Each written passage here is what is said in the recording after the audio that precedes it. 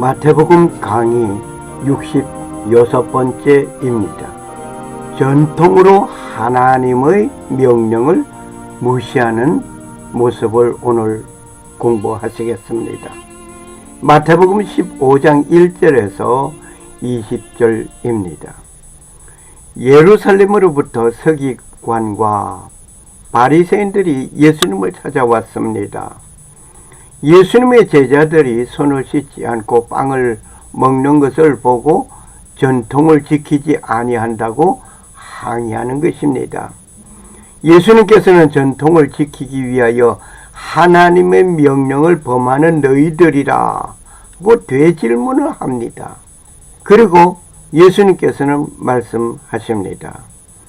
내 하늘 아버지께서 심지 아니하신 초목마다 뿌리채 뽑힐 것이다 라고 말씀하십니다. 1절 말씀. 그때에 예루살렘에서 온 서기관들과 바리새인들이 예수님께 나와 이르되 예수님을 따르는 무리는 불쌍히 여김을 받을 무리와 함께 올무에 걸어 고소하려는 무리가 있었습니다. 2절 말씀. 당신의 제자들은 어찌하여 장로들의 전통을 범하나이까? 그들이 빵을 먹을 때에 손을 씻지 아니하나이다 하거늘 음식을 먹을 때 손을 씻어야 하는 장로들의 전통이 있었습니다. 지금도 외출하고 돌아와서 또는 화장실에 갔다가 손을 씻는 일 등등은 위생적으로 아주 좋은 일입니다. 특히 음식을 먹는데 손을 씻는 일은 위생적으로 필수적인 것입니다. 당시 장로들의 일은 위생적인 면에서 만든 규약일 수 있습니다. 당시에는 바람이 불면 온통 모래먼지, 길거리는 흙먼지 가득하였습니다. 그러니 손을 씻는다는 것은 당연한 일일지도 모릅니다. 3절, 4절 말씀. 그분께서 그들에게 이르되 너희는 또한 어찌하여 너희 전통으로 하나님의 명령을 범하느냐? 하나님께서 명령하여 이르시되 네 아버지와 어머니를 공경하라 하시고 또 아버지나 어머니를 저주하는 자는 반드시 죽일지니라 하셨거늘 서기관과 바리새인들은 구약 율법을 연구하고 가르치는 자들입니다. 그들이 장로의 전통을 지키지 아니한다고 예수님께 항변하는 질문에 예수님은 전통을 지키느라고 하나님의 명령을 범하고 있다 라고 지적하셨습니다. 그 내용의 일부는 부모 공경하는 일을 들고 말씀하셨습니다. 부모 공경은 선택이 아닙니다. 하나님의 명령입니다. 아버지나 어머니를 저주하는 자는 사형 선고입니다. 아버지나 어머니를 저주하는 자는 반드시 죽이라고 하셨습니다. 요즘 존속, 살인 또는 폭행이 가중되고 있습니다. 자식이 부모를 우습게 보고 있습니다. 부모는 자식이 잘 되라고 먹을 것을 참아가면서 자식을 가르치었는데 자식이 부모를 우습게 보고 업신여기는 것은 못 배운 부모라는 것입니다. 자식이 배운 것은 그 누구 때문이었던가를 전혀 생각하지 아니합니다. 존속, 살인, 폭행하는 자는 반드시 죽여야 하나님의 말씀이 살아나는 것입니다. 5절, 6절 말씀. 너희는 이르되 누구든지 자기 아버지나 어머니에게 말하기를 무엇이든지 내가 드려 부모님을 유익하게 할 것이 예물이 되었나이다 하기만 하면 자기 아버지나 어머니를 공경하지 않아도 의무를 면제받으리라 하며 너희 전통으로 이같이 하나님의 명령을 무효가 되게 하였느니라. 마가복음 7장 11절에 말씀하십니다. 너희는 이르되 사람이 아버지에게나 어머니에게 말하기를 내가 드려 유익하게 할 것이 고르반 곧 하나님께 드림이 되었다고 하기만 하면 그만이라 하고 마가복음 7장 11절 말씀입니다. 여기에 고르반이란 말이 있습니다. 기원한 것이 이루어진 데 대한 사례로 하나님께 바치는 물건을 말을 해서 고르반이라고 합니다. 즉 다시 말을 한다면 내 재산을 하나님께 고르반하였다 하면 부모 공경하는 일에 해방된 것입니다. 이러한 명령은 하나님께서 하신 일이 없습니다. 이것은 장로들이 만든 것입니다. 예수님께서 지적하신 말씀은 장로들의 전통이 하나님의 명령을 무효케 하였다고 질타하신 것입니다. 7절 8절 말씀 너의 위선자들아 이사야가 너에게 대하여 대언하였도다. 일러서되 이 백성이 자기 입으로는 내게 가까이 오며 자기 입술로는 나를 공경하나 그들의 마음은 내게서 멀도다. 말과 행동이 다른 자들을 행하여 위선자들이라고 예수님은 질타하셨습니다. 오늘날도 말과 행동이 다른 자들이 있습니다. 거룩한 모습을 하는데 실상은 추악한 행동의 사람이 있습니다. 그러므로 주께서 이르시되 이 백성이 자기 입으로는 나를 가까이하며 자기 입술로는 나를 공경하나 그들의 마음은 내게서 멀리 떠났고 그들이 사람의 훈계로 가르침을 받아 나를 두려워하는도다. 이사야서 29장 13절 말씀이었습니다. 9절 너희가 그들이 사람의 명령들을 교리로 가르치며 내게 헛되이 경배하는도다 하였느니라 하시니라.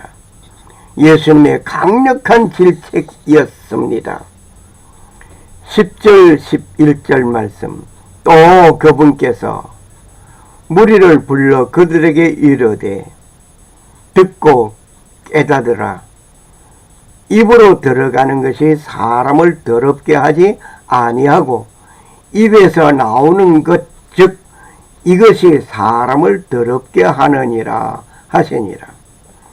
예수님께서 서기관과 바리새인들의 항의를 듣고 장로의 전통을 말하는 자들에게 하나님의 명령을 무효하게 하는 위선자들이라고 질타하시던 예수님은 무리를 향하여 말씀하셨습니다.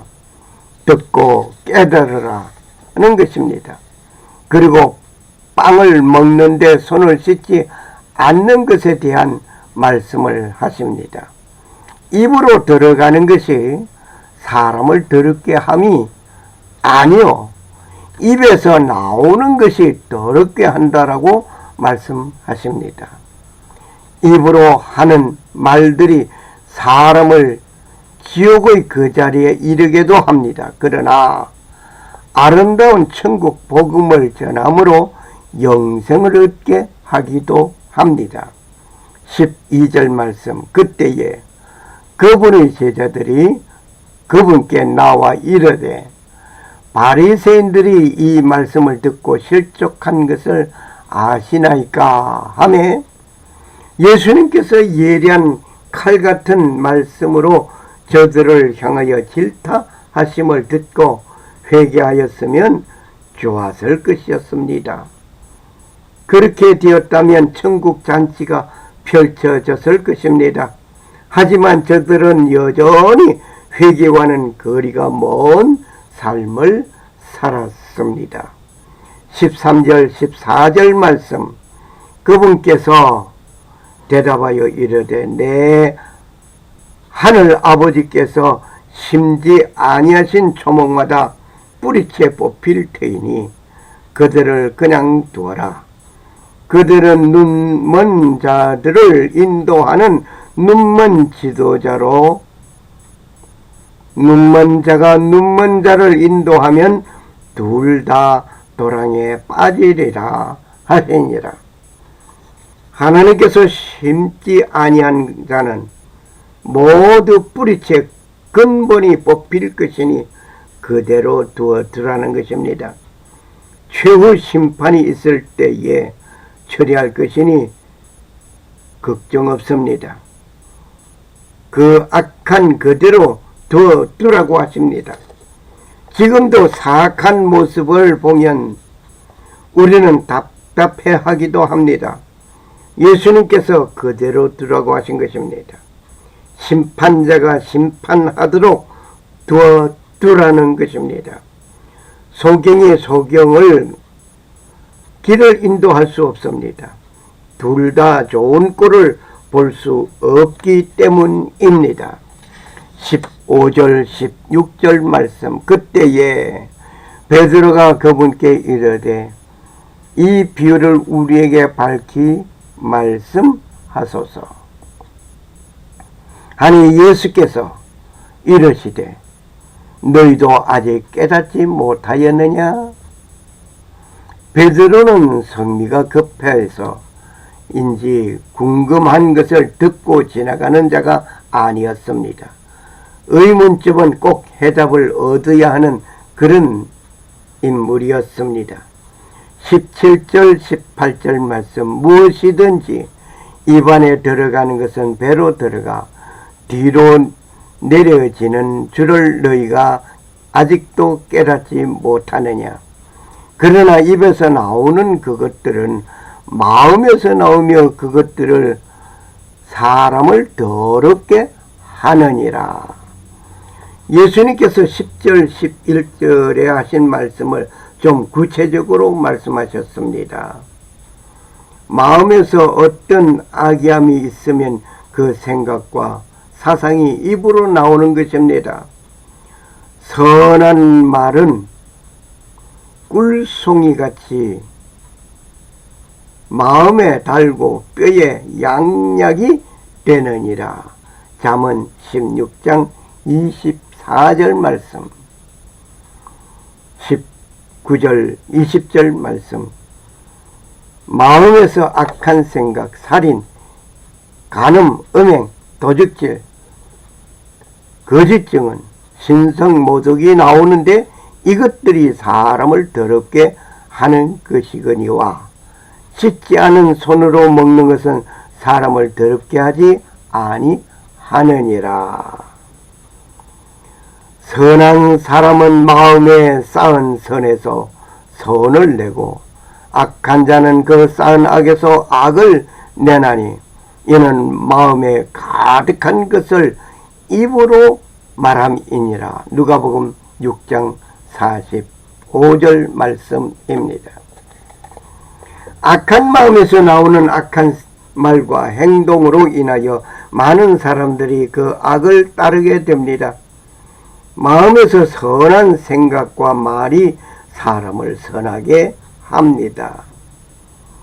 예수 천당을 외치시던 최근능 목사님은 고문을 받을 때, 매를 맞을 때마다 예수 천당을 외쳤습니다. 그분은 말합니다. 내 속에 예수 천당이 가득하여 때릴 때마다 예수 천당이 나온다고 말을 합니다. 우리 속에 가득한 예수가 있어야 되겠습니다. 예수님의 향기가 가득한 삶을 살아갑시다. 감사합니다.